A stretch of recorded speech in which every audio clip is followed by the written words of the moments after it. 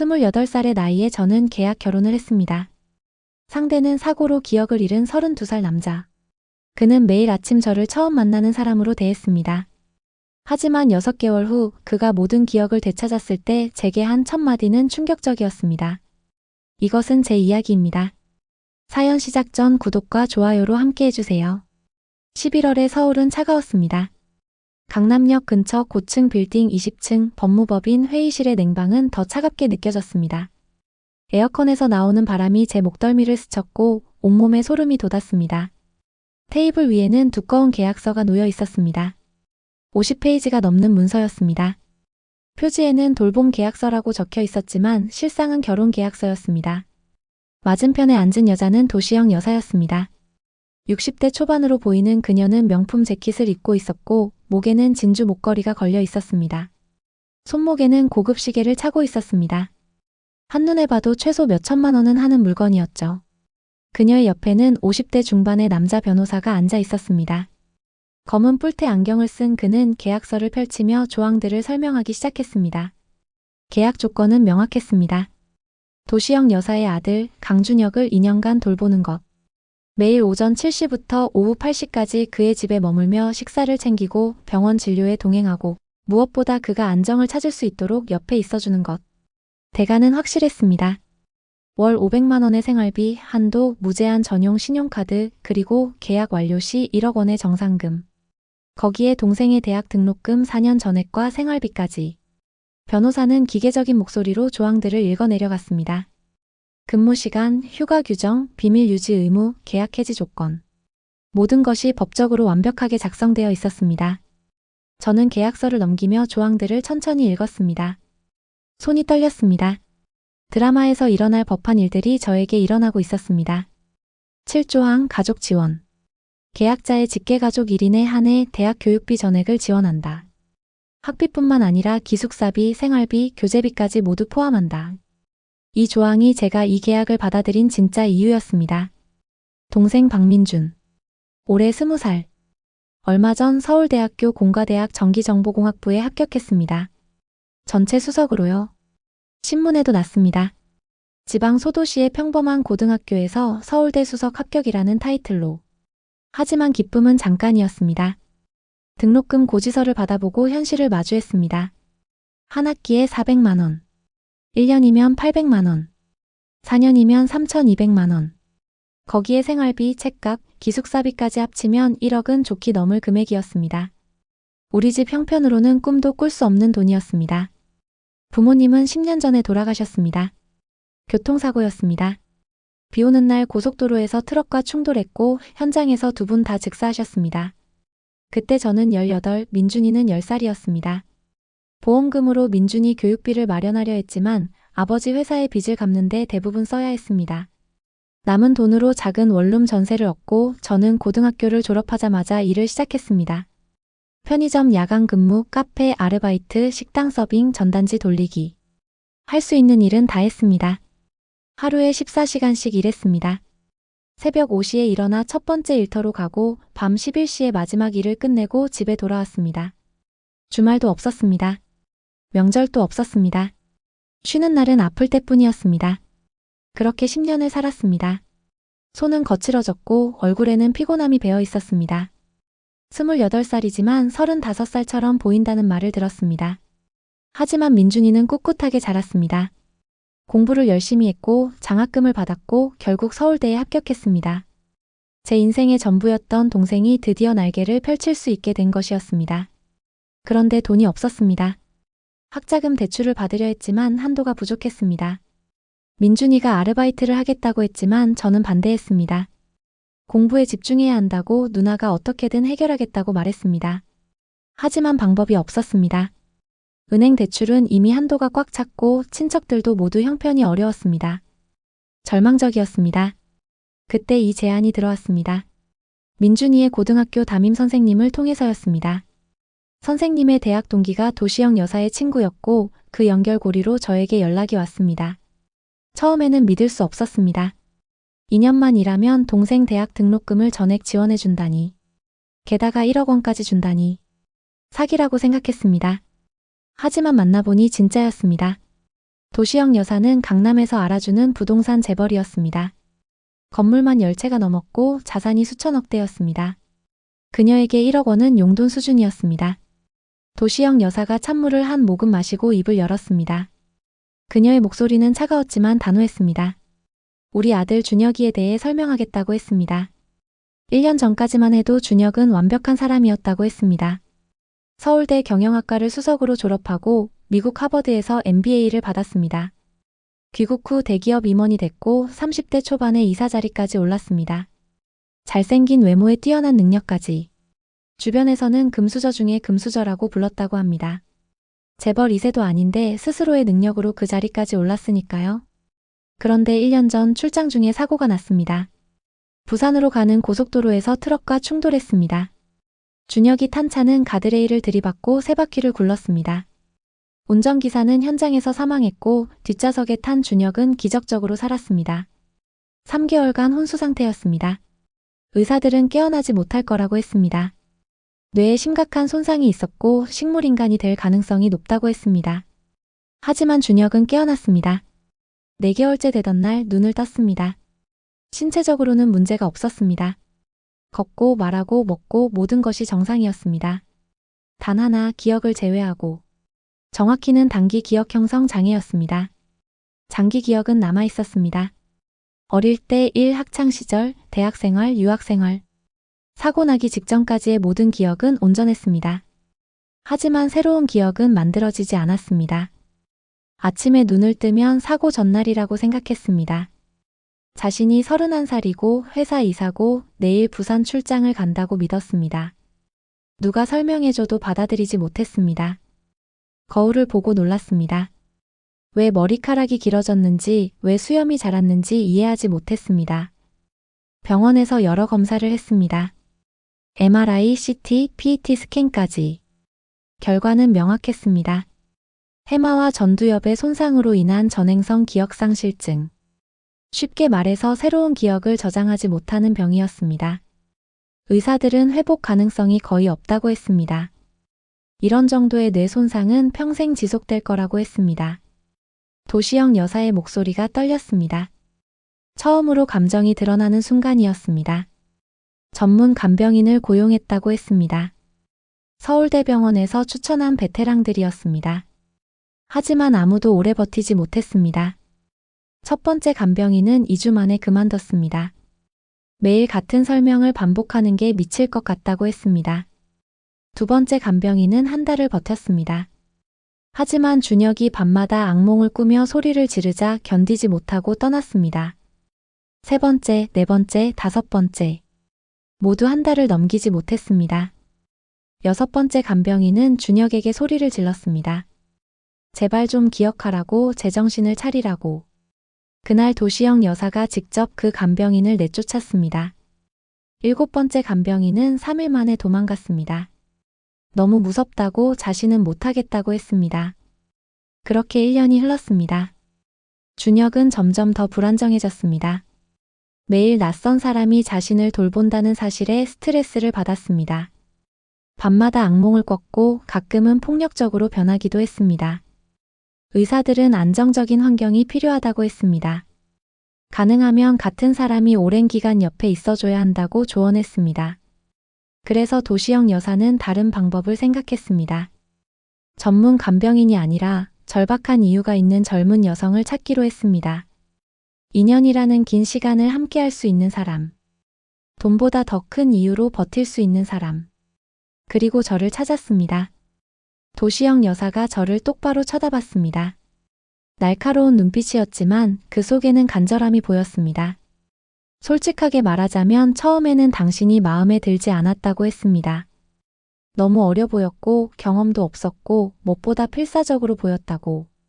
필사적인 사람은 쉽게 포기한다고 생각했다고 합니다. 하지만 당신 동생 이야기를 듣고 생각이 바뀌었다고 했습니다. 10년간 동생을 키운 사람. 하루 14시간씩 일하며 동생 교육비를 댄 사람. 그런 사람이라면 준혁을 진심으로 돌봐줄 수 있을 것 같다고 했습니다. 그리고 무엇보다 당신 눈빛이 착해 보였다고 했습니다. 돈 때문에 시작하더라도 시간이 지나면 진심이 생길 것 같은 눈빛이었다고. 저는 아무 말도 하지 못했습니다. 목이 메었습니다. 변호사가 계약서의 마지막 페이지를 폈습니다. 서명란이 있었습니다. 도시영 여사의 서명과 도장이 이미 찍혀 있었습니다. 이제 제 서명만 남았습니다. 펜을 들었습니다. 손이 떨렸습니다. 이 한 번의 서명으로 제 인생이 완전히 바뀔 것이었습니다. 동생 생각이 났습니다. 합격증을 받아들고 울먹이던 민준이의 얼굴. 누나 덕분이라고 앞으로는 누나를 편하게 해주겠다고 말하던 그 목소리. 그리고 10년간 제가 견뎌온 시간들이 떠올랐습니다. 새벽 5시에 일어나던 날들, 발이 부어서 제대로 걷지 못하던 날들, 끼니를 걸으며 돈을 모으던 날들. 이제 끝낼 수 있었습니다. 2년만 버티면 동생은 대학을 졸업할 수 있고 저도 새로운 인생을 시작할 수 있었습니다. 서명했습니다. 박지은. 제 이름을 또박또박 썼습니다. 그리고 도장을 찍었습니다. 도시영 여사가 희미하게 웃었습니다. 처음 보는 미소였습니다. 그녀가 말했습니다. 내일 오후 2시에 우리 집으로 오라고. 준혁을 소개해주겠다고. 회의실을 나섰습니다. 엘리베이터를 타고 1층으로 내려왔습니다. 빌딩 밖으로 나오니 차가운 바람이 불었습니다. 핸드폰을 꺼내 민준이에게 전화를 걸었습니다. 민준이가 받았습니다. 누나 어떻게 됐어? 저는 울먹이며 대답했습니다. 됐어. 등록금 걱정하지 마. 누가가 다 해결했어. 민준이의 목소리도 떨렸습니다. 진짜야 누나? 누나 고마워. 정말 고마워. 전화를 끊고 한참을 그 자리에 서 있었습니다. 이제 시작이었습니다. 앞으로 2년 기억을 잃은 남자를 돌보는 삶. 매일이 첫날인 사람과 함께하는 시간. 힘들 것이었습니다. 포기하고 싶은 순간도 올 것이었습니다. 하지만 해내야 했습니다. 동생을 위해서, 그리고 저 자신을 위해서. 그날 밤 작은 원룸에 돌아와 짐을 챙겼습니다. 옷가지 몇 벌과 화장품, 그리고 동생과 찍은 사진 한 장. 가져갈 것이 많지 않았습니다. 거울을 봤습니다. 피곤에 찌든 얼굴이 비쳤습니다. 어두운 눈밑, 거친 피부, 갈라진 입술. 2년 후에는 달라져 있을까요? 더 나아져 있을까요? 알 수 없었습니다. 하지만 희망은 있었습니다. 창밖을 봤습니다. 서울의 밤하늘에는 별이 보이지 않았습니다. 불빛이 너무 밝아서였습니다.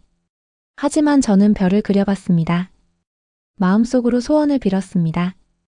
잘 해낼 수 있게 해주세요. 2년을 무사히 버틸 수 있게 해주세요. 그날 밤 잠을 이루지 못했습니다. 내일이면 새로운 삶이 시작될 것이었습니다. 다음 날은 토요일이었습니다. 맑은 날씨였고 햇살이 따사로웠습니다. 오후 1시 집을 나섰습니다. 지하철을 타고 강남역으로 갔습니다.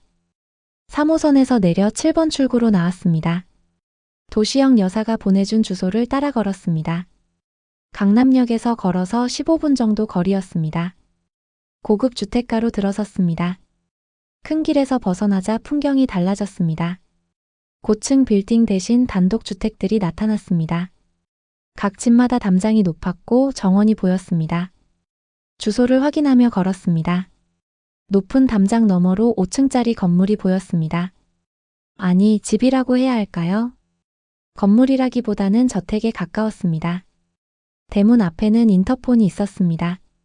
버튼을 눌렀습니다. 곧 여자 목소리가 들렸습니다. 누구세요? 박지은이라고 합니다. 사모님께서 오늘 2시에 오라고 하셔서요.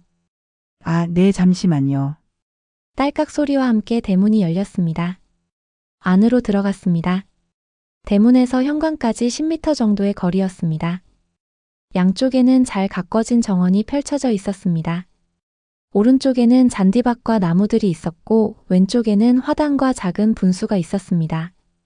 분수에서 물이 졸졸 흐르는 소리가 들렸습니다. 현관 앞에 섰습니다. 큰 나무 문이었습니다. 손잡이도 고급스러웠습니다. 문이 열렸습니다. 50대 후반으로 보이는 여자가 나왔습니다. 앞치마를 두르고 있었습니다. 가정부인 것 같았습니다. 어서 오세요, 지은 씨. 사모님께서 기다리고 계세요. 안으로 들어갔습니다. 현관을 지나자 넓은 거실이 펼쳐졌습니다. 천장이 높았습니다. 5m는 되어 보였습니다. 큰 샹들리에가 천장에 달려 있었고 햇살이 들어오는 큰 창문이 있었습니다. 거실 한쪽에는 흰색 가죽 소파가 놓여 있었고 다른 쪽에는 식탁이 있었습니다. 10인용은 좋게 되어 보이는 큰 식탁이었습니다. 벽에는 그림들이 걸려 있었습니다. 진품처럼 보였습니다. 액자도 화려했고 조명도 따로 설치되어 있었습니다. 제가 살던 원룸의 10배는 되어 보이는 공간이었습니다. 계단에서 발소리가 들렸습니다. 도시영 여사가 2층에서 내려왔습니다. 어제와 다른 옷을 입고 있었습니다. 베이지색 니트에 검은색 슬랙스. 그녀는 집에 있을 때도 우아했습니다. 왔군요, 지은 씨. 어제 계약서에 서명한 것 후회하지 않죠? 네, 어머님. 최선을 다하겠습니다. 도시영 여사가 미소를 지었습니다. 어제보다 부드러운 표정이었습니다. 그럼 우리 준혁이를 소개해 줄게요. 준혁아, 내려와. 2층에서 발소리가 들렸습니다. 천천히 내려오는 발소리였습니다. 조심스러운 걸음걸이였습니다. 계단 끝에 한 남자가 나타났습니다. 심장이 멈추는 줄 알았습니다. 키는 180cm 정도 되어 보였습니다. 검은색 니트에 청바지를 입고 있었습니다. 얼굴은 정말 잘생겼습니다. 배우처럼이요. 짙은 눈썹에 큰 눈, 오똑한 코, 선명한 입술. 턱선도 완벽했습니다. 피부도 깨끗했고 머리카락도 윤기가 났습니다. 하지만 뭔가 이상했습니다. 눈빛이 멍했습니다. 초점이 없는 것 같았습니다. 주변을 두리번거리고 있었고 불안해 보였습니다. 준혁이 천천히 계단을 내려왔습니다. 마지막 계단에서 발을 헛디뎠습니다. 휘청했습니다.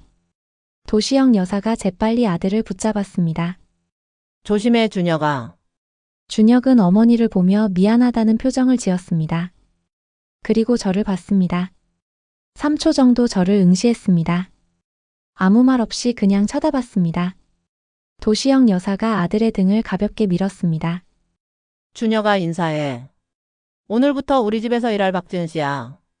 준혁이 천천히 고개를 숙였습니다. 안녕하세요. 목소리는 낮았지만 부드러웠습니다. 저도 인사했습니다. 안녕하세요, 준혁 씨. 저는 박지은이라고 합니다. 앞으로 잘 부탁드려요. 박지은. 예쁜 이름이네요. 준혁이 희미하게 웃었습니다. 그 미소가 왠지 슬퍼 보였습니다. 어색한 침묵이 흘렀습니다.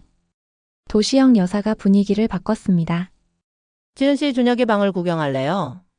내일부터 출근하기 전에 미리 집 구조를 파악해 두는 게 좋을 것 같아서요. 네, 그러겠습니다. 2층으로 올라갔습니다. 준혁이 앞서 걸어갔고 도시영 여사와 제가 뒤따랐습니다. 2층에는 방이 4개 있었습니다. 복도를 따라 문들이 보였습니다. 첫 번째 방은 도시영 여사의 방이었습니다. 문이 열려 있어서 안이 보였습니다. 넓었고 고급스러운 가구들로 가득했습니다. 두 번째 방은 준혁의 방이었습니다. 방은 정말 넓었습니다. 30평은 되어 보였습니다. 킹사이즈 침대가 있었고 책상과 책장 그리고 소파까지 있었습니다. 창문도 켰습니다. 창 밖으로 정원이 보였습니다. 책장에는 책들이 빼곡히 꽂혀 있었습니다. 경영학 책, 경제학 책, 자기계발서. 모두 어려운 책들이었습니다. 책상 위에는 노트북이 있었습니다. 하지만 먼지가 쌓여 있었습니다. 1년간 사용하지 않은 것 같았습니다. 침대 옆에는 액자가 놓여 있었습니다. 사진이었습니다. 젊은 남자가 정장을 입고 웃고 있었습니다. 준혁이었습니다. 하지만 지금과는 달랐습니다. 눈빛이 살아있었고 자신감이 넘쳤습니다. 도시영 여사가 조용히 말했습니다. 사고 나기 1년 전 사진이에요. 회사에서 승진했을 때 찍은 거예요. 저는 사진 속 준혁을 봤습니다. 그리고 지금 방 안에 서 있는 준혁을 봤습니다. 같은 사람이지만 너무 달랐습니다. 세 번째 방은 서재였습니다. 벽 한쪽이 통째로 책장이었습니다. 책이 수천 권은 되어 보였습니다. 가운데에는 큰 책상이 있었고 편안한 의자가 놓여 있었습니다. 네 번째 방은 게스트룸이었습니다. 간단한 침대와 옷장이 있었습니다. 도시영 여사가 말했습니다. 혹시 밤에 여기 머물고 싶으면 이 방을 사용해도 된다고. 하지만 저는 고개를 저었습니다. 집에 가야 했습니다. 동생이 기다리고 있었으니까요. 3층과 4층도 둘러봤습니다. 3층에는 운동실과 영화 감상실이 있었고 4층에는 옥상 정원이 있었습니다. 5층은 올라가지 않았습니다. 도시영 여사가 말했습니다. 5층은 사용하지 않는다고.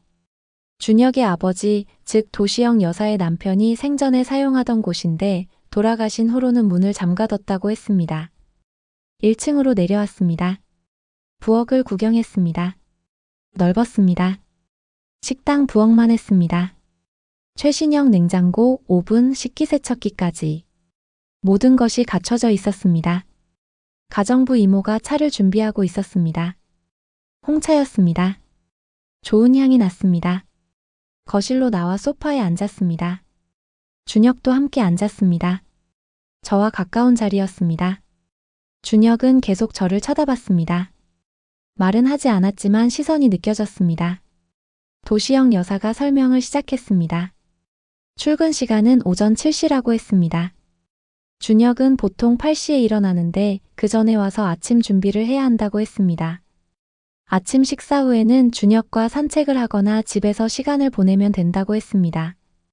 특별히 할 일은 정해져 있지 않고 그저 준혁이 편안하게 느낄 수 있도록 옆에 있어주면 된다고 했습니다. 점심도 함께 먹고 오후에는 책을 읽어주거나 영화를 보거나 자유롭게 시간을 보내면 된다고 했습니다. 저녁은 6시에 먹고 8시에 퇴근하면 된다고 했습니다. 주말은 쉬어도 된다고 했습니다.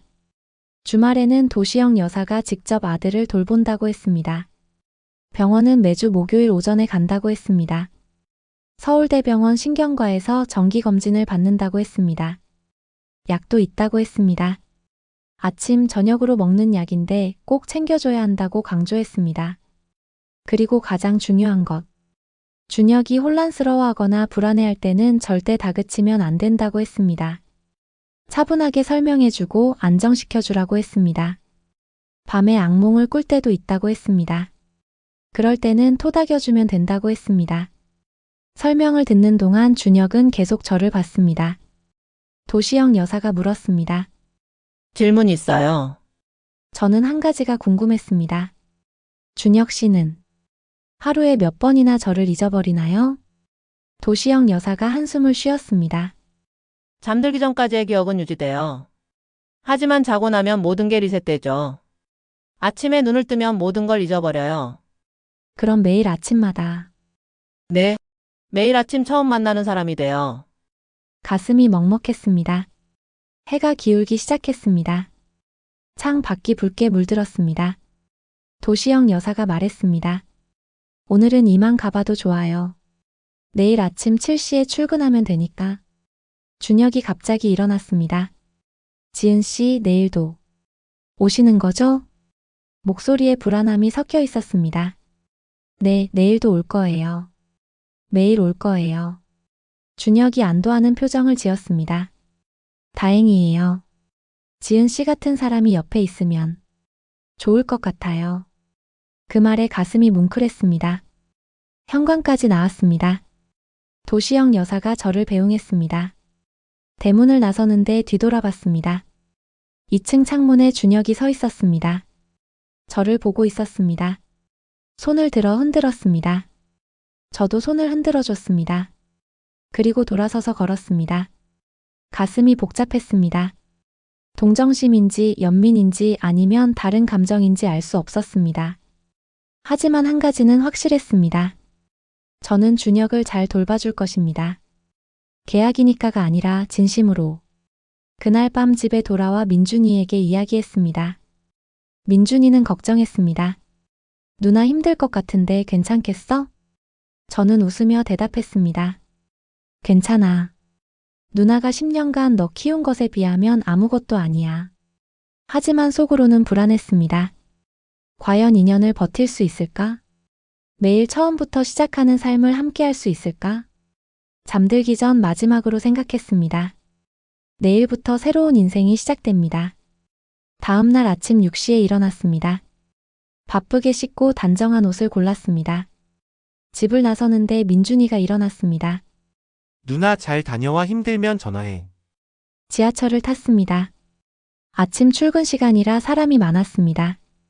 강남역에서 내려 준혁의 집으로 걸어갔습니다. 대문 비밀번호를 눌렀습니다. 어제 도시영 여사가 알려준 번호였습니다. 정원을 지나 현관문을 열고 조용히 안으로 들어갔습니다. 거실은 고요했습니다. 아무도 일어나지 않은 것 같았습니다. 부엌으로 갔습니다. 가정부 이모가 이미 와 있었습니다. 이모와 함께 아침 준비를 시작했습니다. 이모가 조언해줬습니다. 준혁 도련님은 자극적인 음식을 싫어한다고, 담백한 게 좋다고 했습니다. 7시 30분쯤 됐을 때 2층에서 발소리가 들렸습니다. 준혁이 일어난 것 같았습니다. 심장이 빨리 뛰었습니다. 계단을 내려오는 소리가 들렸습니다. 천천히 조심스럽게 거실로 나왔습니다. 준혁이 잠옷 차림으로 내려왔습니다. 반쯤 감긴 눈으로 3초 정도 저를 쳐다봤습니다. 당황하는 표정이었습니다. 예상대로 저를 기억하지 못했습니다. 하지만 직접 보니 마음이 아팠습니다. 저는 최대한 밝게 웃으며 대답했습니다. 안녕하세요, 준혁 씨. 저는 박지은이에요. 어머님께서 고용하신 도우미예요. 준혁이 고개를 갸웃했습니다. 앞으로 준혁 씨를 돌봐드릴 거예요. 준혁은 잠시 생각하는 표정을 지었습니다. 어제와 똑같은 반응이었습니다. 처음 만나는 사람에게 하는 인사였습니다. 세수하고 오세요. 아침 거의 다 됐어요. 준혁이 화장실로 갔습니다. 저는 부엌으로 돌아와 밥상을 차렸습니다. 손이 떨렸습니다. 매일 아침 처음 만나는 사람으로 대할 거예요. 준혁이 와서 식탁에 앉고 저도 맞은편에 앉았습니다. 준혁이 밥상을 보며 감탄했습니다. 와, 정성스럽게 차렸네요. 준혁은 숟가락을 들었습니다. 맛있어요. 정말 맛있어요. 그 말에 조금 안심이 됐습니다. 식사 중에 준혁은 계속 저를 쳐다봤습니다. 말은 하지 않았지만 제 얼굴을 외우려는 것처럼 보였습니다. 어느 정도 식사가 끝났을 때 준혁이 물었습니다. 지은 씨는 몇 살이세요? 28살이에요. 아, 나보다 4살 어리시네요. 그럼 편하게 대해도 될까요? 네, 물론이죠. 지은 씨는 어디 사세요? 서울 은평구에 살아요. 멀지 않아요? 여기까지 오는 게? 괜찮아요. 지하철로 40분 정도 걸려요. 매일 이렇게 오시는 거예요? 네, 월요일부터 금요일까지요. 준혁이 미안한 표정을 지었습니다. 고생이 많으시겠어요. 아니에요. 괜찮아요. 대화는 자연스러웠습니다. 준혁은 예의 바르고 친절했습니다. 기억을 잊었어도 인성은 남아있는 것 같았습니다. 식사를 마치고 설거지를 하려는데 이모가 말렸습니다. 이건 제가 할게요. 지은 씨는 도련님이랑 시간 보내세요. 거실로 나왔습니다. 준혁은 소파에 앉아 창밖을 보고 있었습니다. 저도 옆에 앉았습니다. 적당한 거리를 두고요. 날씨가 좋네요. 산책 가실래요? 준혁이 저를 봤습니다. 좋아요. 오랜만에 밖에 나가고 싶었어요. 준비하고 밖으로 나왔습니다. 동네를 천천히 걸었습니다. 준혁은 주변을 신기한 듯 둘러봤습니다. 여기가 우리 동네예요? 네, 강남이에요. 당연했습니다. 준혁에게는 매일이 첫날이니까요. 작은 공원을 발견했습니다. 벤치가 있었고 나무가 심어져 있었습니다. 벤치에 앉아 쉬었습니다. 준혁이 하늘을 올려다봤습니다. 구름이 천천히 흘러가고 있었습니다. 지은 씨, 저는 왜 여기 있는 거예요? 질문의 의미를 알 수 있었습니다. 왜 내가 도우미가 필요한지, 왜 내가 이 상태인지 묻는 거였습니다. 저는 조심스럽게 대답했습니다. 준혁 씨는 1년 전에 사고를 당하셨어요. 그래서 기억에 문제가 생겼어요. 준혁의 표정이 어두워졌습니다. 그래서 저는 오늘 일 또 내일이면 잊어버리는 건가요? 저는 고개를 끄덕였습니다. 거짓말을 할 수 없었습니다. 준혁이 한숨을 쉬었습니다. 그럼 지은 씨도 내일이면 잊어버리겠네요. 준혁은 한참 아무 말이 없었습니다. 그냥 하늘만 쳐다봤습니다. 그러다가 조용히 말했습니다. 슬프네요. 아무것도 기억하지 못한다는 게. 저는 뭐라고 위로해야 할지 몰랐습니다. 그저 옆에 앉아 있었습니다. 한참 후에 준혁이 다시 말했습니다. 하지만 지은 씨가 옆에 있으니까 조금 덜 무서워요. 그 말에 가슴이 뭉클했습니다. 집으로 돌아왔습니다. 점심시간이 가까워졌습니다. 이모가 점심으로 간단한 국수를 만들었습니다. 준혁과 함께 점심을 먹었습니다. 조용했지만 편안한 시간이었습니다. 오후에는 거실에서 시간을 보냈습니다. 준혁은 책을 읽고 싶어 했습니다. 서재로 가서 책을 골랐습니다. 소설책을 하나 골라왔습니다. 소파에 앉아 책을 읽어줬습니다. 준혁은 눈을 감고 제 목소리를 들었습니다. 평화로운 표정이었습니다. 1시간쯤 읽었을 때 준혁이 잠들었습니다. 저는 책을 덮고 조용히 준혁을 봤습니다. 잠든 얼굴은 평화로웠습니다. 마치 아무 걱정도 없는 것처럼. 하지만 눈을 뜨면 또 시작될 것입니다. 혼란과 불안이. 가슴이 아팠습니다. 준혁이 30분 정도 자고 깼습니다. 눈을 뜨더니 저를 봤습니다. 3초 정도 멍하니 쳐다봤습니다. 그리고 물었습니다. 지은 씨 맞죠? 네, 맞아요. 안도하는 표정을 지었습니다. 다행이다 기억하고 있어요. 낮잠을 자기 전의 기억은 남아있는 것 같았습니다. 저녁 시간이 됐습니다. 저녁은 도시영 여사도 함께였습니다. 식사 중에 도시영 여사가 물었습니다. 오늘 어땠어요, 지은 씨? 좋았습니다, 어머님. 준혁 씨가 잘 따라주셨어요. 도시영 여사가 아들을 보며 웃었습니다. 식사를 마치고 8시가 됐습니다. 퇴근 시간이었습니다. 준혁이 현관까지 따라 나왔습니다. 지은 씨 내일도 오시죠? 네, 내일도 올게요. 다행이에요. 또 만나요. 네, 또 만나요. 하지만 준혁은 내일이면 저를 잊어버릴 것입니다. 집으로 돌아오는 길 가슴이 무거웠습니다. 이게 앞으로 2년간 계속될 것입니다. 매일 처음 만나고 매일 관계를 새로 쌓고 매일 이별하는 것. 과연 견딜 수 있을까? 하지만 해야 했습니다. 동생을 위해서 그리고 제 자신을 위해서. 일주일이 지났습니다. 매일 아침 7시에 출근했고 매일 준혁은 저를 처음 보는 사람으로 대했습니다. 같은 질문을 했고 같은 반응을 보였습니다. 하지만 패턴이 생기기 시작했습니다. 준혁은 매일 아침 저를 보면 3초간 쳐다봤습니다. 그리고 누구냐고 물었습니다. 제가 자기소개를 하면 반갑다고 했고 나이를 물었고 어디 사는지 물었습니다. 점심 후에는 책을 읽어달라고 했고 오후에는 잠시 낮잠을 잤습니다. 그리고 깨어나면 저를 기억하고 있었습니다. 매일 똑같았습니다. 하지만 이상한 점이 있었습니다. 준혁은 매일 저에게 호감을 보였습니다. 처음 만나는데도 편하게 대했고 제 말에 귀 기울였고 제가 만든 음식을 맛있게 먹었습니다. 무엇보다 저와 함께 있을 때 편안해 보였습니다. 2주째 되던 날 도시영 여사가 저를 불렀습니다. 거실 소파에 앉았습니다. 도시영 여사가 차를 내왔습니다. 좋은 향이 나는 녹차였습니다. 지은 씨 이상한 걸 발견했어요. 네, 어머님. 준혁이가요, 지은 씨에게만 호감을 보여요. 다른 간병인들에게는 경계했는데 지은 씨에게는 첫날부터 마음을 열었어요. 그게 이상한 건가요? 도시영 여사가 고개를 끄덕였습니다. 네, 매우 이상해요. 보통 기억상실 환자들은 새로운 사람을 경계해요. 특히 준혁이는 더 심했어요. 낯선 사람이 접근하면 불안해하고 공황 상태에 빠지기도 했거든요. 지은 씨에게만은 그렇지 않아요. 첫날부터 편하게 대했어요.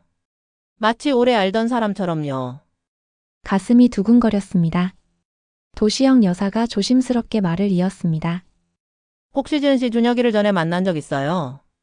아니요, 전혀요. 이번이 처음이에요. 그럼 이상한 일이네요. 침묵이 흘렀습니다. 도시영 여사가 다시 말했습니다. 어쨌든 좋은 징조예요. 준혁이가 안정을 찾고 있다는 뜻이니까요. 3주째 더 이상한 일이 일어났습니다. 아침에 준혁이 깼을 때 제 이름을 먼저 불렀습니다. 지은 씨. 깜짝 놀랐습니다.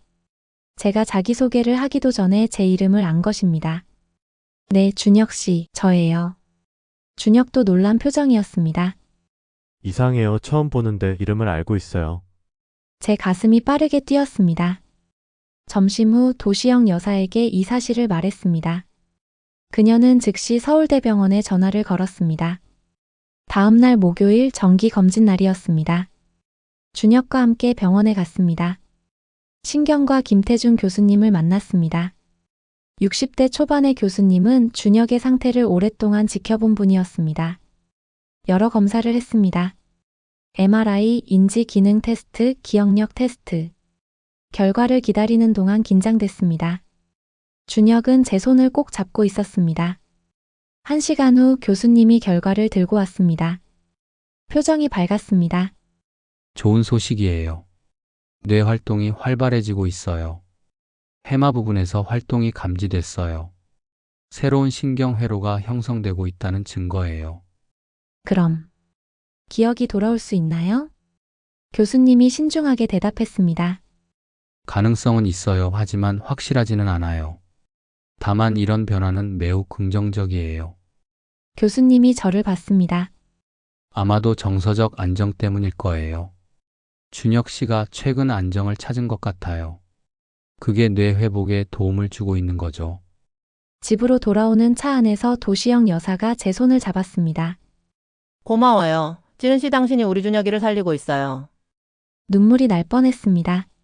하지만 참았습니다. 한 달이 지났습니다. 변화는 계속됐습니다. 이제 준혁은 일주일에 2~3번은 제 이름을 먼저 불렀습니다. 그리고 전날 있었던 일을 가끔 기억했습니다. 어느 날 아침 준혁이 말했습니다. 지은 씨, 어제 우리 공원 갔었죠? 깜짝 놀랐습니다. 네, 맞아요. 기억하세요? 희미하게요. 벤치에 앉았던 것 같아요. 준혁이 환하게 웃었습니다. 그날 저녁 도시영 여사에게 보고했습니다. 그녀는 울었습니다. 기쁨의 눈물이었습니다. 기적이에요. 정말 기적이에요. 2달째 준혁의 기억은 더욱 개선됐습니다. 이틀 전 일까지 기억하기 시작했습니다. 제가 어떤 옷을 입었는지, 무슨 음식을 먹었는지, 무슨 책을 읽었는지. 그리고 더 놀라운 일이 일어났습니다. 준혁이 감정을 표현하기 시작한 것입니다. 어느 금요일 저녁 제가 퇴근하려고 하자 준혁이 말했습니다. 지은 씨, 주말에도 올 수 없어요? 주말은 쉬는 날이에요. 어머님이 돌봐주실 거예요. 준혁이 아쉬운 표정을 지었습니다. 그럼 월요일까지 지은 씨를 못 보는 거네요. 그 말에 가슴이 뛰었습니다. 그날 밤 집에 돌아와서 한참을 앉아 있었습니다. 민준이 무슨 일이 있는지 물었습니다. 저는 아무 일 아니라고 했습니다. 하지만 거짓말이었습니다. 제 마음에 무언가가 생기고 있었습니다. 처음에는 동정이었습니다. 불쌍하고 안타까운 마음. 그 다음에는 책임감이었습니다. 잘 돌봐야 한다는 의무감. 하지만 이제는 달랐습니다. 준혁을 보면 설렜습니다. 그의 미소가 좋았고 목소리가 좋았고 함께 있는 시간이 좋았습니다. 그리고 무엇보다 준혁이 저를 기억하려고 애쓰는 모습이 가슴 아프면서도 사랑스러웠습니다. 저는 스스로에게 말했습니다. 이건 일이야. 계약이야. 감정을 섞으면 안 돼. 하지만 마음은 제 뜻대로 되지 않았습니다. 3달째 접어들었습니다. 준혁의 회복은 놀라웠습니다. 이제 일주일 전 일까지 기억했습니다. 제 얼굴도 완전히 기억했고 제가 좋아하는 것들도 알고 있었습니다. 어느 날 아침 준혁이 테이블에 무언가를 올려놨습니다. 녹차 티백이었습니다. 프리미엄 제품이었습니다. 지은 씨가 커피보다 녹차를 좋아한다고 해서 준비했어요. 깜짝 놀랐습니다. 제가 그런 말을 한 적이 있었나요? 기억이 나지 않았습니다. 언제 제가 그런 말을 했죠? 지난주에요. 공원에서 산책할 때.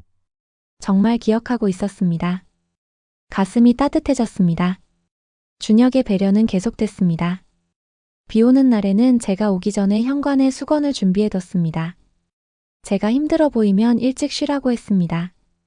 제가 좋아하는 음식이 나오면 꼭 제 접시에 덜어줬습니다. 이런 작은 행동들이 저를 흔들었습니다. 어느 날 오후 거실에서 책을 읽어주고 있었습니다. 준혁이 갑자기 물었습니다. 지은 씨 왜 일을 하세요? 갑작스러운 질문에 당황했습니다. 그게 무슨 뜻이에요? 이 일이 쉽지 않을 텐데요. 매일 저 같은 사람을 돌보는 게 특별한 이유가 있나요? 침묵이 흘렀습니다. 저는 조심스럽게 대답했습니다. 동생 대학 등록금 때문이에요. 준혁의 표정이 어두워졌습니다. 하지만 이제는 그것만은 아니에요. 준혁이 저를 쳐다봤습니다. 무슨 뜻이에요? 준혁 씨가 좋은 사람이라서요. 함께 있으면 편안해요. 준혁이 희미하게 웃었습니다. 저도요. 지은 씨와 있으면 세상이 덜 무서워요. 그 말에 눈물이 날 뻔했습니다. 그날 밤 집에 돌아와서 민준이에게 물었습니다. 민준아, 만약 내가 이 일을 그만두면 어떻게 될까? 민준이가 놀라며 물었습니다. 왜? 무슨 일 있어? 아니야. 그냥 궁금해서. 민준이는 잠시 생각하더니 대답했습니다. 누나가 결정하는 거야. 내 등록금 때문에 누나가 힘든 일하는 거 사실 좋아하지 않아. 내가 휴학하고 돈 벌어서 복학할 수도 있어. 그 말에 가슴이 뭉클했습니다. 하지만 저는 고개를 저었습니다. 아니야. 나는 이 일 계속할 거야. 그만두고 싶어서 물어본 게 아니라 다른 이유 때문이야. 민준이가 저를 뚫어지게 쳐다봤습니다. 누나 혹시 그 사람 좋아하게 된 거 아니야? 심장이 덜컥했습니다. 누나 표정 보면 알아. 요즘 집에 올 때마다 행복해 보여. 그런데 동시에 슬퍼 보여. 저는 아무 말도 하지 못했습니다. 민준이가 조용히 말했습니다. 누나 좋아하는 거 나쁜 게 아니야. 누나도 행복할 자격 있어. 하지만 그 사람은 날 기억하지 못해. 그래도 지금은 기억하잖아. 누나 말대로 점점 나아지고 있잖아.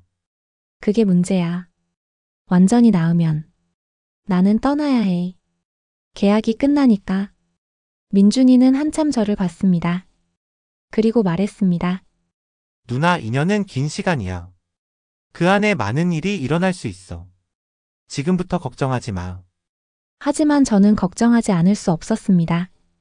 4달째 준혁은 거의 정상에 가까워졌습니다. 2주 전 일까지 기억했고 복잡한 대화도 가능했습니다. 책도 혼자 읽었고 뉴스도 봤습니다. 도시영 여사는 기뻐했습니다. 의사들도 놀라워했습니다. 하지만 저는 복잡했습니다. 기쁘면서도 두려웠습니다. 준혁이 완전히 회복되면 저는 필요 없게 될 것입니다. 계약은 끝날 것이고 저는 이 집을 떠나야 할 것입니다. 그리고 준혁은 저를 잊을 것입니다. 어느 날 저녁 준혁이 말했습니다. 지은 씨, 제가 완전히 나으면 어떻게 되는 거예요? 계약이 끝나겠죠. 그럼 지은 씨는 떠나는 거예요? 네, 아마도요. 준혁이 한참 아무 말이 없었습니다. 그러다가 조용히 말했습니다. 싫어요. 지은 씨가 떠나는 거 싫어요. 가슴이 철렁했습니다. 저는 지은 씨가 필요해요. 지은 씨가 없으면 불안해요. 저도 눈물이 날 것 같았습니다. 하지만 참았습니다. 준혁 씨가 완전히 나으면 저 없이도 괜찮을 거예요. 그건 제가 결정할 문제예요. 무슨 뜻이에요? 저는 지은 씨를 좋아해요. 심장이 멈추는 줄 알았습니다. 저를 똑바로 쳐다보는 준혁의 눈빛은 진지했습니다.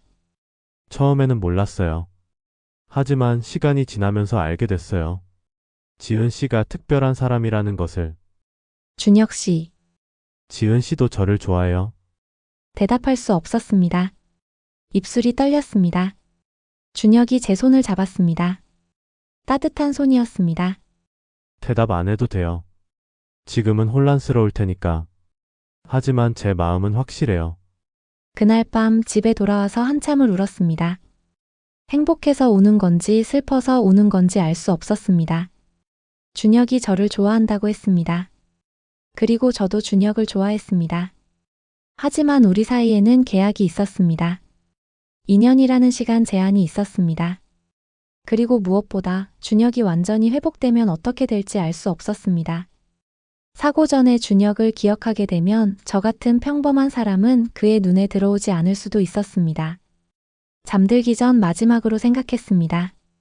이 사랑은 시작하지 말았어야 했습니다. 하지만 이미 시작됐습니다. 그리고 멈출 수 없었습니다. 5달째 사건이 일어났습니다. 여름 장마철이었고 억수같이 비가 쏟아졌습니다. 오후 3시쯤이었습니다. 거실에서 준혁과 차를 마시고 있었습니다. 갑자기 천둥이 쳤습니다. 굉장히 큰 소리였습니다. 준혁이 움찔했습니다. 그리고 이상한 일이 일어났습니다. 준혁의 얼굴이 창백해졌습니다. 손이 떨리기 시작했습니다. 숨을 헐떡였습니다. 준혁 씨 괜찮으세요? 대답이 없었습니다. 준혁은 허공을 응시하고 있었습니다. 갑자기 벌떡 일어나더니 2층으로 뛰어 올라갔습니다. 놀라서 뒤따라갔습니다. 준혁은 서재로 들어가더니 문을 잠갔습니다. 안에서 소리가 들렸습니다. 뭔가 넘어지는 소리, 비명소리. 급히 도시영 여사에게 전화를 걸었습니다. 그녀는 회사에 있었지만 즉시 돌아오겠다고 했습니다. 가정부 이모가 여분의 열쇠를 가져왔습니다. 문을 열었습니다. 준혁은 바닥에 웅크리고 앉아 있었습니다. 온몸을 떨고 있었고 이마에는 식은땀이 흘렀습니다. 책들이 바닥에 널브러져 있었고 책상 위에 물건들도 떨어져 있었습니다. 저는 조심스럽게 다가갔습니다. 준혁 씨, 저예요. 지은이에요. 반응이 없었습니다. 무릎을 꿇고 준혁 앞에 앉았습니다. 천천히 손을 뻗어 준혁의 손을 잡았습니다. 준혁을 꼭 안아줬습니다. 괜찮아요. 제가 있어요. 안전해요. 준혁이 제 품에서 울기 시작했습니다. 어른 남자의 울음소리였습니다. 절절했고 슬펐습니다. 한참을 그렇게 있었습니다. 도시영 여사가 도착했을 때 준혁은 조금 진정된 상태였습니다. 하지만 여전히 제 손을 꼭 잡고 있었습니다. 응급실에 갔습니다. 의사들이 여러 검사를 했습니다. 결과는 패닉 어택, 즉 공황 발작이었습니다. 의사가 설명했습니다. 사고 당시의 기억이 갑자기 떠올랐을 가능성이 있어요. 천둥 소리가 트리거가 됐을 수 있습니다. 그럼 위험한 건가요? 아니요. 오히려 이건 좋은 신호일 수 있어요. 좋은 신호요? 네, 기억이 돌아오고 있다는 뜻이에요. 물론 과정이 고통스럽지만 이건 뇌가 치유되고 있다는 증거예요. 집으로 돌아왔습니다. 침대에 눕히고 이불을 덮어줬습니다. 준혁이 제 손을 잡았습니다. 지은 씨, 오늘 밤 여기 있어줄 수 있어요? 도시영 여사가 허락했습니다. 저는 침대 옆 의자에 앉았습니다. 준혁의 손을 계속 잡고 있었습니다. 한밤중이었습니다. 준혁이 잠꼬대를 했습니다. 악몽을 꾸는 것 같았습니다. 저는 준혁의 이마를 쓰다듬어줬습니다. 괜찮아요. 꿈이에요. 안전해요. 조금씩 진정되는 것 같았습니다. 새벽 3시쯤 준혁이 눈을 떴습니다. 평소와는 다른 눈빛이었습니다. 지은아, 반말이었습니다. 평소에는 지은 씨라고 불렀는데, 네, 준혁 씨? 머리가 아파. 뭔가 떠오르려고 하는데 잡히지가 않아. 천천히 해요. 괜찮아요. 준혁이 제 손을 꼭 잡았습니다. 무서워 뭔가 큰 게 떠오르려고 해. 그런데 그게 뭔지 모르겠어. 제가 있잖아요. 혼자가 아니에요. 준혁이 저를 빤히 쳐다봤습니다. 그리고 말했습니다. 너를 전부터 알고 있었던 것 같아. 심장이 뛰었습니다. 무슨 뜻이에요? 확실하지 않아. 하지만 내 얼굴이 낯설지 않아.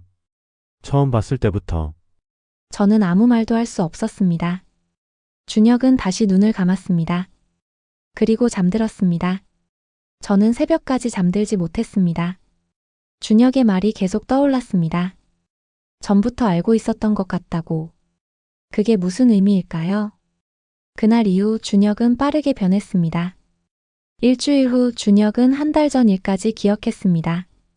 우리가 함께 간 공원, 함께 본 영화, 함께 먹은 음식 모두 기억했습니다. 2주 후 3개월 전까지 기억이 확장됐습니다. 제가 처음 이 집에 왔던 날도 기억했습니다. 처음 만났을 때의 대화도, 처음 함께 산책했던 것도. 의사들은 놀라워했습니다. 이런 속도의 회복은 의학적으로 설명하기 어렵다고 했습니다. 기적이라고 표현했습니다. 도시영 여사는 매일 웃었습니다. 아들이 돌아오고 있다는 사실에 행복해했습니다. 하지만 저는 복잡한 감정이었습니다. 기쁘면서도 두려웠습니다. 준혁이 완전히 회복되면, 사고 전의 기억까지 돌아오면 저는 어떻게 될까요? 한 달이 더 지났습니다. 준혁은 거의 정상으로 돌아왔습니다. 6개월 전까지의 기억이 돌아왔습니다. 복잡한 사고도 가능했고, 책도 읽고, 심지어 업무 관련 자료도 이해했습니다. 도시영 여사가 말했습니다. 곧 회사 복귀를 준비해야 할 것 같다고. 그리고 저에게도 말했습니다. 계약이 곧 종료될 거라고. 준혁이 이 정도로 회복됐으니 더 이상 제 도움이 필요 없을 거라고 했습니다. 1억 원과 추가 보너스 5천만 원을 준비해뒀다고 했습니다.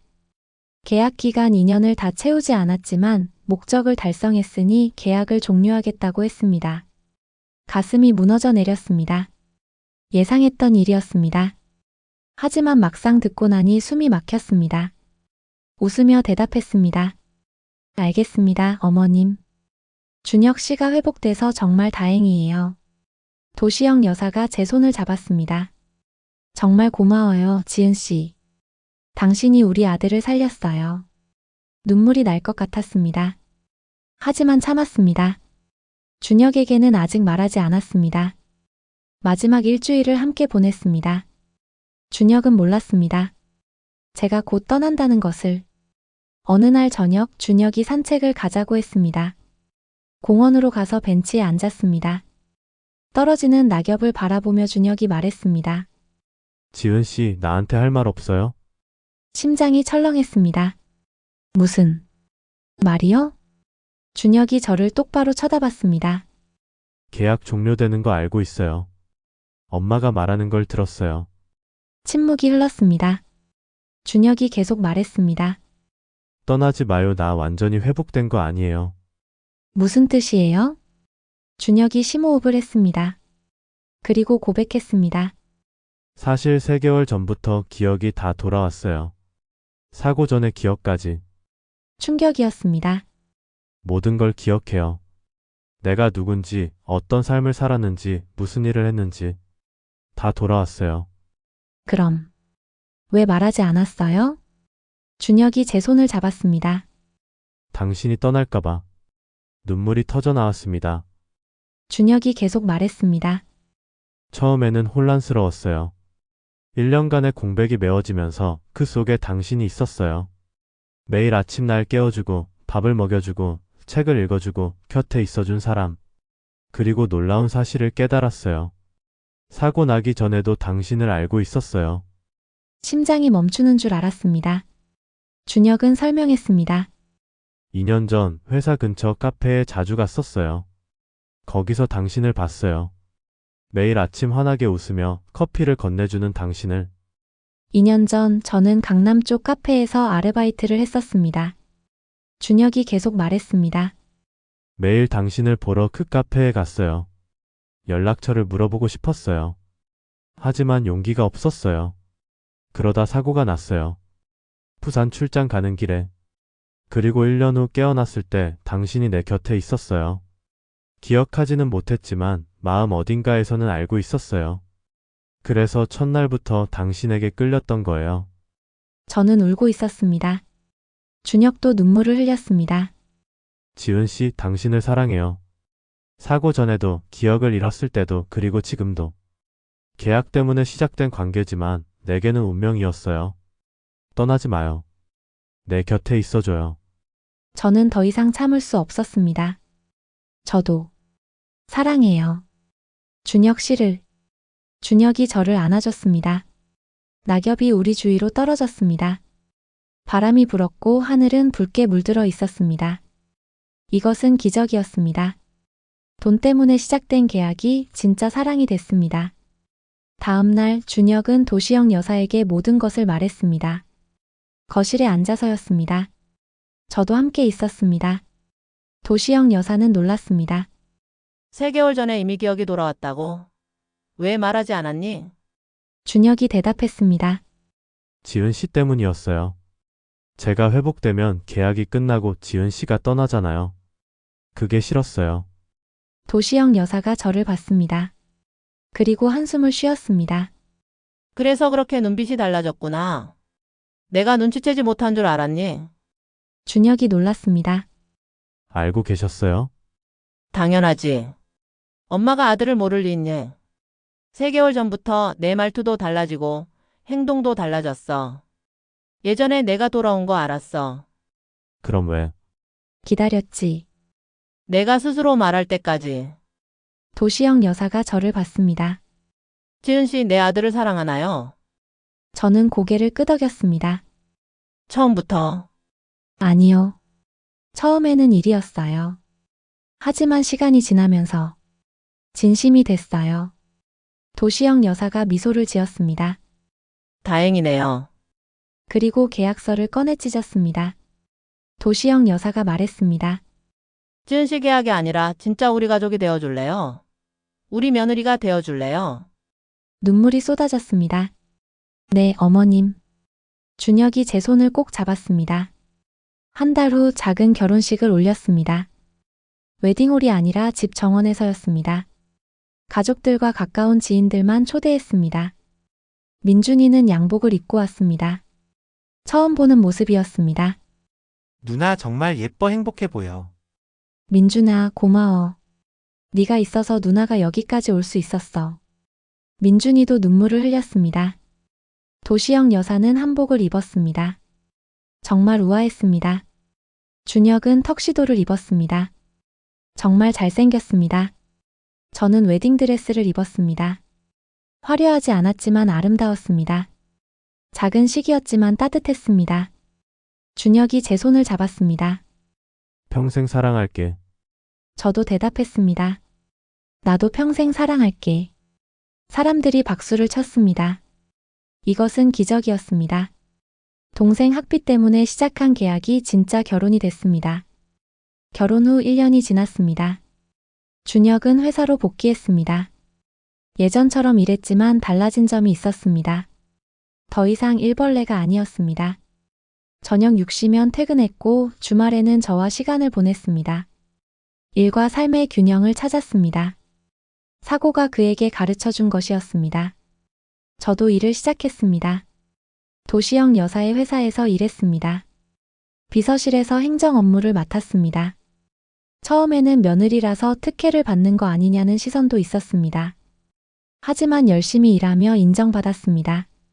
민준이는 대학 3학년이 됐습니다. 성적도 좋았고 장학금도 받았습니다.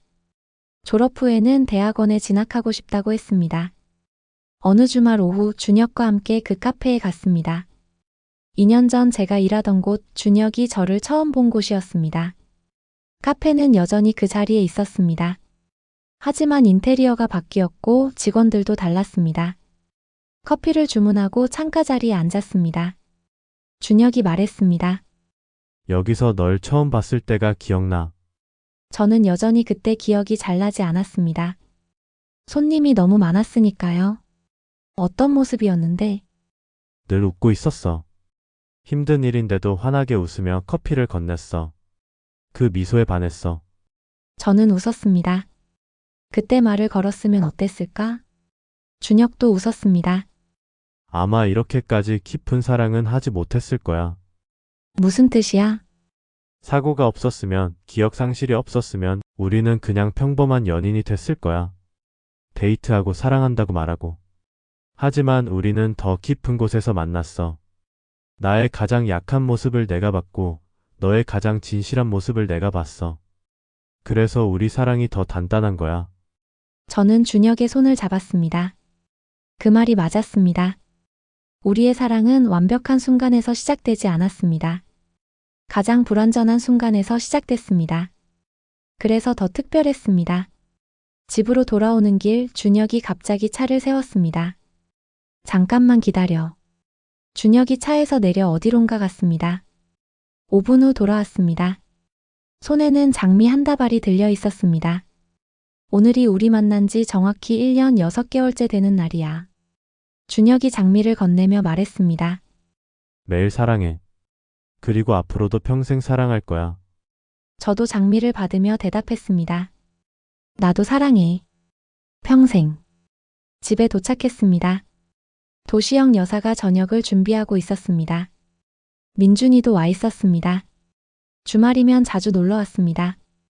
네 식구가 식탁에 둘러앉았습니다. 밥을 먹으며 이야기를 나눴습니다. 웃음소리가 집안을 가득 채웠습니다. 이것이 가족이었습니다.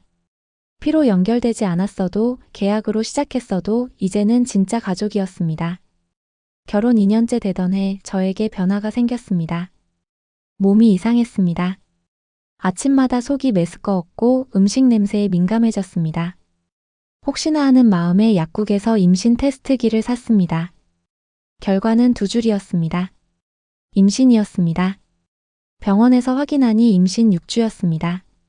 준혁에게 알려야 했습니다. 저녁 준혁이 퇴근하고 집에 왔습니다. 준혁을 거실에 앉혔습니다. 왜 그래? 표정이 심각한데. 아니야, 좋은 일이야. 준혁이 궁금한 표정을 지었습니다. 저는 심호흡을 하고 말했습니다. 우리 아기 생겼어. 3초 정도 멍하니 있더니 갑자기 저를 안아들었습니다. 정말? 진짜야? 준혁이 저를 빙빙 돌렸습니다. 조심해. 아기 있다고. 아, 맞다. 미안. 조심스럽게 저를 내려놓았습니다. 그리고 제 배에 손을 올렸습니다. 여기 우리 아기가 있는 거야? 준혁이 배에 대고 말했습니다. 안녕, 아기야. 나 아빠야. 엄마랑 잘 지내고 있어? 저는 웃었습니다. 도시영 여사에게도 알렸습니다. 그녀는 기뻐하며 눈물을 흘렸습니다. 손주가 생기다니 정말 기쁘다.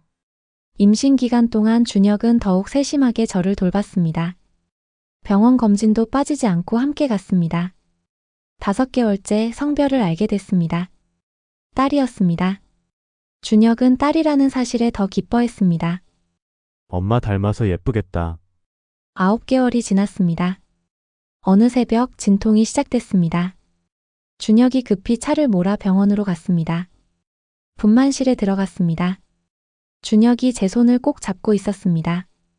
8시간의 진통 끝에 아기가 태어났습니다. 울음소리가 들렸습니다. 의사가 아기를 보여줬습니다. 아기는 정말 작고 예뻤습니다. 준혁이 울고 있었습니다. 고마워, 지은아, 정말 고마워. 저도 울었습니다. 이름은 강서연으로 지었습니다. 서쪽 하늘의 연꽃이라는 뜻이었습니다. 병원에서 일주일을 보내고 집으로 왔습니다. 도시영 여사가 손녀를 안으며 웃었습니다. 준혁은 밤마다 서연이를 돌봤습니다. 기저귀도 갈고 분유도 타고 재우기도 했습니다. 정말 좋은 아빠였습니다. 어느 날 밤 서연이를 재우고 난 후였습니다. 침대에 나란히 누웠습니다. 준혁이 말했습니다. 지은아, 응. 행복해? 저는 준혁을 봤습니다. 그리고 대답했습니다. 정말 행복해. 이보다 더 행복할 수 있을까 싶어. 나도 그래. 3년 전만 해도 상상도 못했어. 이렇게 행복한 날이 올 줄. 사고가 오히려 축복이었던 것 같아. 준혁이 제 손을 잡았습니다. 그래. 사고가 없었으면 널 이렇게 만나지 못했을 거야. 우리의 이야기를 나중에 서연이에게 들려줘야겠어. 엄마 아빠는 기적으로 만났다고. 그리고 서연이도 그 기적의 일부라고. 준혁이 웃었습니다. 창 밖으로 별이 빛나고 있었습니다. 서울에서는 보기 힘든 별들이었습니다. 저는 준혁의 품에 안겨별을 봤습니다. 3년 전 계약서에 도장을 찍던 그날이 떠올랐습니다. 그때는 2년만 버티고 떠나려고 했습니다. 하지만 운명은 달랐습니다. 계약은 사랑이 됐고 사랑은 가족이 됐습니다. 이것이 제 이야기입니다. 28살에 시작한 계약 결혼이 제 인생 최고의 결정이 된 이야기입니다. 오늘 이야기를 끝까지 들어주셔서 감사합니다. 계약으로 시작했지만 사랑으로 끝난 이야기. 돈 때문에 만났지만 운명이 된 이야기. 때로는 인생이 우리에게 가장 예상치 못한 방식으로 선물을 줍니다. 제게는 그게 기억을 잃은 남자와의 계약 결혼이었습니다. 그리고 그 계약이 제 인생 최고의 결정이 됐습니다. 모두 행복하시고 건강한 하루 되시길 바랍니다. 구독과 좋아요는 큰 힘이 됩니다.